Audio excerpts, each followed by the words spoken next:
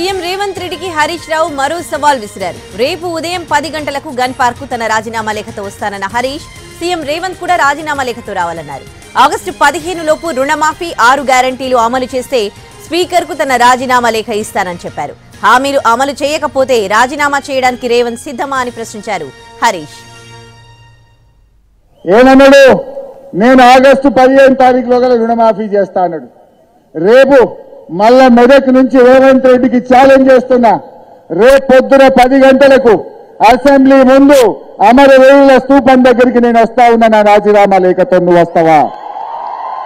నువ్వు రాదమ్ముంటే నువ్వు ఆగస్టు 15లోగా రుణమాఫీ చేసేది నిజమైతే, ఆగస్టు 15లోగా బాండ్ పేపర్ మీద రాసిచ్చిన 6 గ్యారంటీలు అమలు చేసే నిజమైతే రేపు గన్ పార్క్ దగ్గరికి మనమిద్దరం రాజీనామా లేఖలను మేధావుల చేతుల్లో పెడదాం.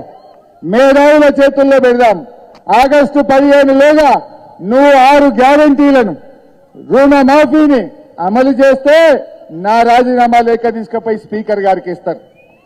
ఒకవేళ నువ్వు అమలు చేయకపోతే నీ రాజీనామా లేఖ తీసుకుపోయి గవర్నర్ గారికి ఇస్తారు. దానికి సిద్ధమేనా అని అడుగుతా ఉన్నా.